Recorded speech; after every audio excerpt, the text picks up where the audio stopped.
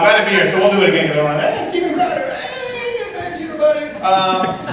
Glad to be here. Everyone have a good flight coming in? No. No? So I'm not the only one. Yeah, I was actually yearning for Michelle Obama's Let's Move program when I saw that I was sitting next to the 400-pound man in the Run DMC tracksuit.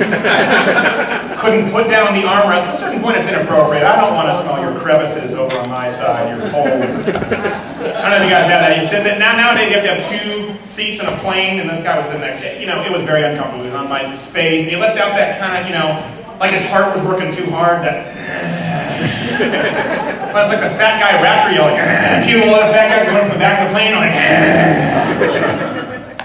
triangulating. A lot has happened since the last BLOGCON for me. I recently got married. Nice. It's funny, for all of his faults, Barack Obama has been a good example. For a lot of us as married people, I've learned a lot watching the president.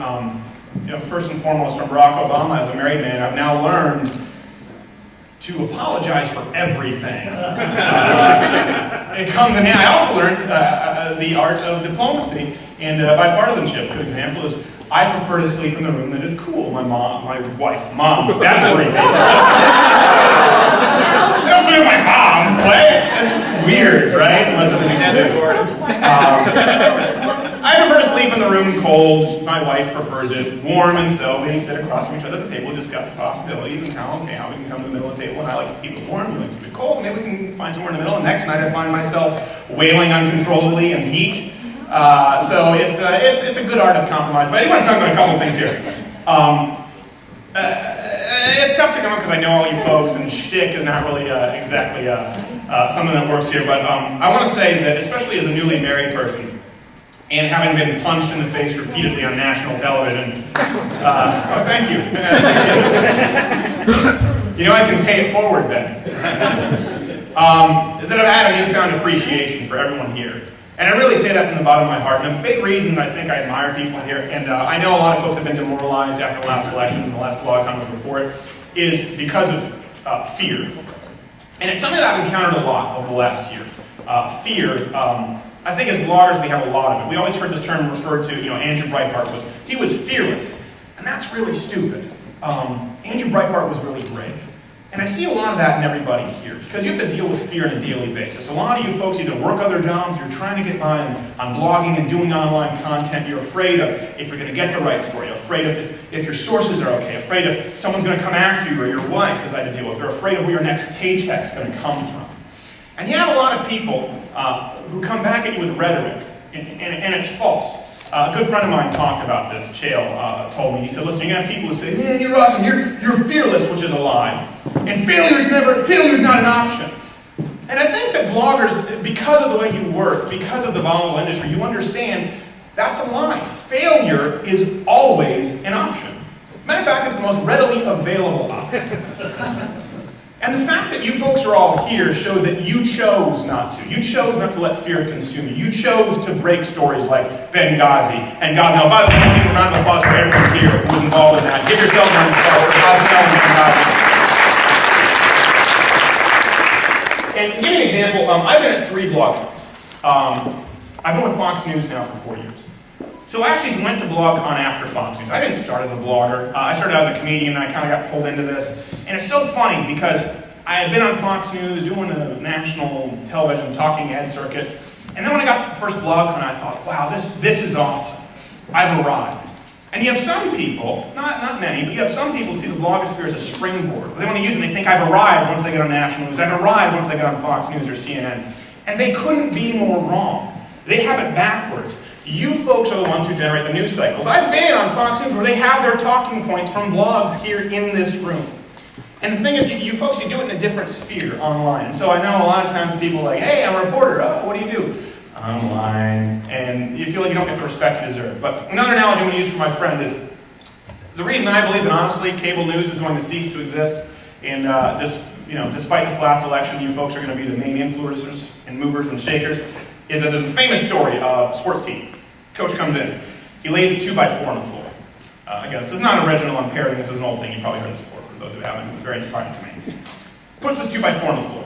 He says, who here can walk across this 2x4? Everyone raises their hand. He'll walk across 2x4. Right. Coach takes that same 2x4 and puts it on two 12-foot ladders. He says, who can walk across this 2x4? And no one raises their hand. The only thing that changes between what you do now and what you'll be doing in 4 or 5 years from now are the circumstances. It's still that same 2x4, only you're going to be 12 feet higher. You are going to be the Sean Hannitys, the Bill O'Reillys, the Glenn Becks of the future. And something that's really important too, it's funny, to give you a personal story. I was on a panel one time with Doug Schoen. So I was on a panel with Doug Schoen, and we were talking about Muhammad, and I specifically quoted the Quran and instances where Muhammad, beat his 6-year-old wife with a lovable character. And Doug Schoen goes, oh yeah, well, where'd you get your degree? I said, I never graduated grade school. What's your point?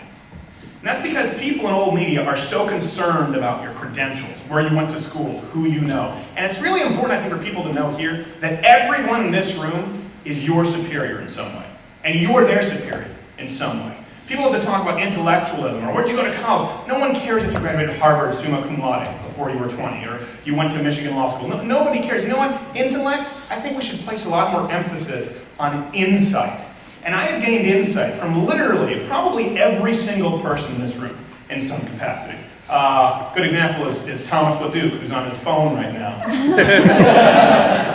He's one of the bravest people I know. And so that he goes right into, he is actually the one guy, I hope I'm not hanging out to dry here, where at the union protest, you could legitimately say that he had pushed some union protesters. He went out and was pushing some people off the tent.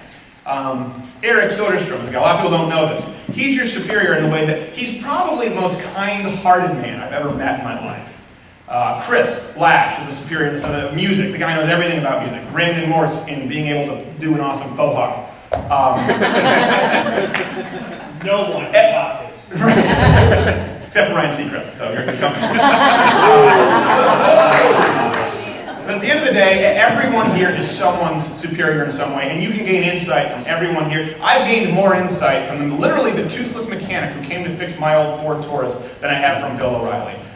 You're superior to Glenn Beck in some way. I'm sure you would fully admit it. You are superior to Sean Hannity in some way. You're superior to Rush Limbaugh in some way. Bill O'Reilly would never admit it, but you are certainly superior to him in some way. So everyone here is one another's superior, and I think it's important to know, and honestly that has touched me from the bottom of my heart, seeing the bravery this last year from you folks, seeing how much you've had an influence on traditional media, seeing this transition, how you guys are still there standing, and how you guys pick fights that you don't know you can win. That is Andrew Breitbart to a T. I hate to be one of those people who panders and invokes his name, but Andrew Breitbart went out and he picked fights and he poked his fingers in the chests of people when he didn't know he could win. He poked his finger in the chest of Acorn. You think Andrew Breitbart knew he was going to win that fight? No. You think he was scared? Yeah. All he knew was that he could win that fight. And so he tried. You look at Shirley Sherrod. He did that. He was tossed under the bus by many, including conservatives, when Andrew did nothing wrong. His career was trashed. Yet then after that, he went after Anthony Weiner, the guy who was likely being groomed for president, who was Alec Baldwin's best friend, the leftist establishment's golden boy. He poked his finger right in his chest and picked a fight. Think Andrew Breitbart knew he could win that fight? No. He only knew that he can win that fight. And I see everyone in here picking fights that they don't know that they'll win, and getting past fear, and it is so inspiring to me. I truly want to thank you from the bottom of my heart. I really appreciate it. Thank you. I really do.